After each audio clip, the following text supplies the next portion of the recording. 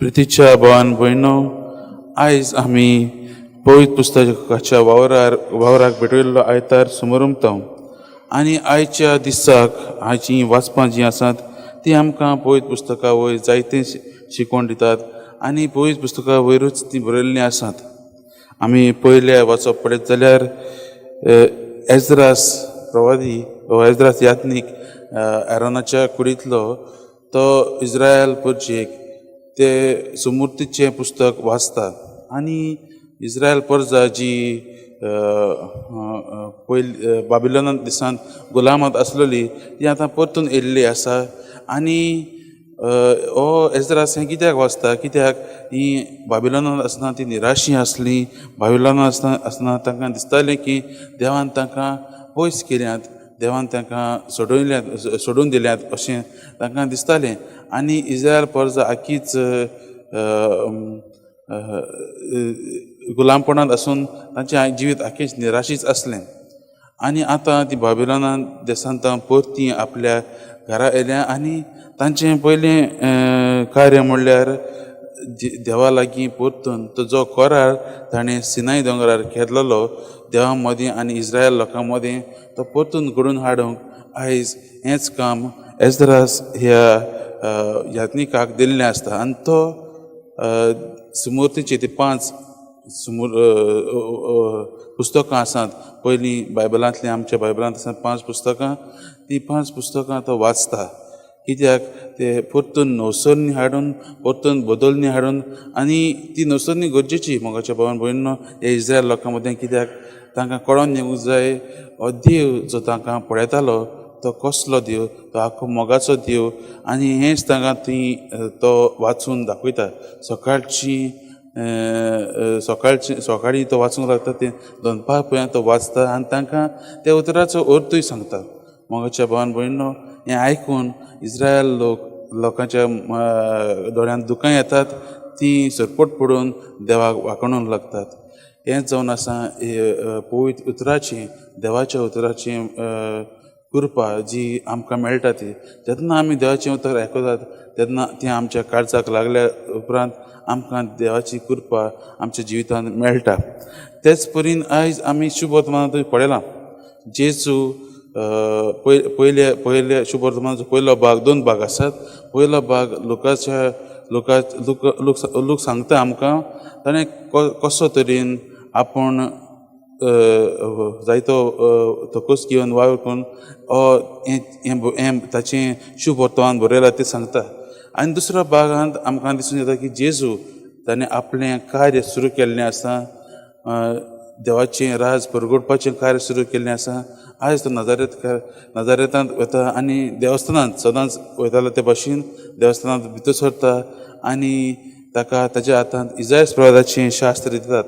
आनी थंय ताचें तो घोशणापत्र तो लोकांक वाचता.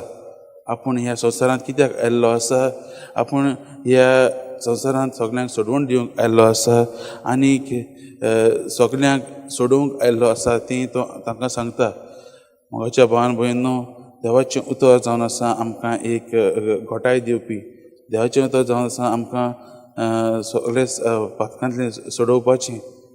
आमी देवाच्या उतराक चिटकून रावंक आयचें उतर वाचपाक आमकां आपयतात.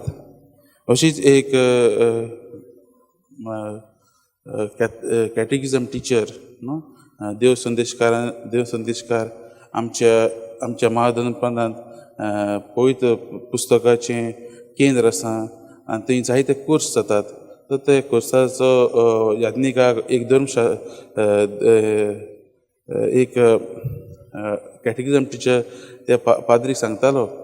तो म्हणूंक लागलो, तो आपलो अनुभव सांगतालो. तो पाद्रीक म्हणटा की फादर, हांव पयलो बायबल वाचनासलो, पवित्र पुस्तक वाचनासलो.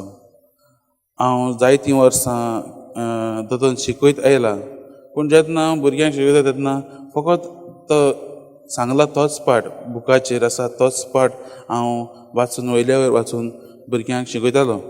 पूण हे पवित्र पुस्तकाचें केंद्र जें आसा आमचें जायते कोर्स ते हाडटात घडोवन हाडटात. तशेंच असलो एक कोर्स आसलो आनी 5 बिगरान तांकां सांगलें की ह्या कोर्सान सगळे कॅटेगिजम टिचरींक ह्या कोर्सांक भाग घेवंक कंपल्सरी म्हणून. आनी हो जो देव संदेशकार आसा तो हें आयकून निराश जाता आनी तो बादिगाश रागारूय जाता, कित्याक सगळें सोडून ह्या कोर्साक वांटो घेवंक पडटा म्हणून. आनी तरी आसतना रागान तो त्या कोर्सान भितर वता आनी कोर्सान जायते फावटी पवित्र पुस्तकाचेर पवित्र पुस्तक वाचपाक तांकां लायतात. आनी हें करता करता आसतना म्हज्या भयण ह्या देव संदेशकाराच्या जिवितांत जायती बदलणी घडटा, जायतें बदलूंक लागता. तो देवाच्या जेजूच्या मोगान आनीक आनीक चड वाडूंक लागता. देवाची ओळख जेजूची ओळख ताका आनीक आनीक येता आनी तो ताचे दोतोनीच्या भुरग्यांक बरे तरेन आनिकूय देवाची म्हायती दिवंक, देवाचो मोग अनुभवला तो तांकां सांगता. म्हाज्या भयण ताच्या जिवितांत जायतें बदललें तेन्ना तो बायबल वाचूंक लागलो, तें देवाचें उतर वाचूंक लागलो. हें जावन आसा देवाच्या उतराचो शक्ती, हें जावन आसा देवाचें उतर आमकां आमच्या जिवितांत घडोवन हाडटा तें. आयज आमी ह्या वाचपाचेर नियाळ करता आसतना आनी आमच्या ह्या आयच्या आयताराक पवित्र पुस्तकाक भिडयल्ल्या आयताराक आमी नियाळ करता आसतना आमच्या जिवितांत आमी कशे तरेन देवाच्या उतराक पाळो दितलीं तें आमी पळोवया.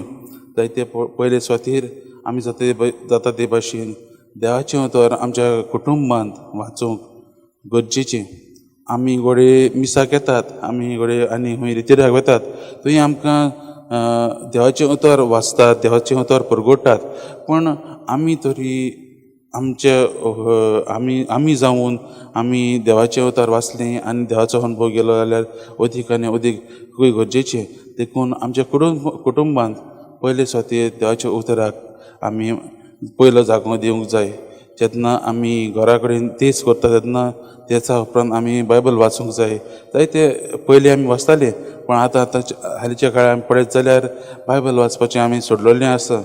हांव देखून धाकलो आसतना आमकां आमची आवय वाचूंक लायताली. आमी आमच्या भुरग्यांकूय हें देवाचें उतर वाचूंक लावंक गरजेचें. ते भाशेन देवाचो आनीक अनुभव आमकां मेळटलो आनी देवूच आमच्या जिवितांत आमकां पळयतलो. कित्याक देवाचें उतर आमकां जायती घोटाय दिता. देवाचें उतर आमकां दुसऱ्यांक आदाराक पावूंक शिकयता. देवाच्या उतरांतल्यान आमकां जायती आनिकूय देवाचो मोग अनुभवूंक आमी पावता. आनी जेन्ना आमी हो मोग अनुभवता तेन्ना देवूच आमकां घोटायता मुखार वचून होच मोग दुसऱ्यांक दिवंक. तर म्हाज्या भावान भयणो, देवाच्या उतराक पाळो दिवया. देवाचें उतर आमी वाचुया, ताचेर नियाळ करुया, ताचे बरोबर वेळ सारुया आनी जेजूचो आनीक आनीक मोग आमी अनुभवुया आनी होच मोग आमी दुसऱ्यांक दिवया. हें जावन दी आयच्या दिसाची कृपा आमच्या जिवितांत. आमी देवाच्या उतराचेर आनीक आनीक मोगान पडोंक हीच जावन दी आमची कृपा.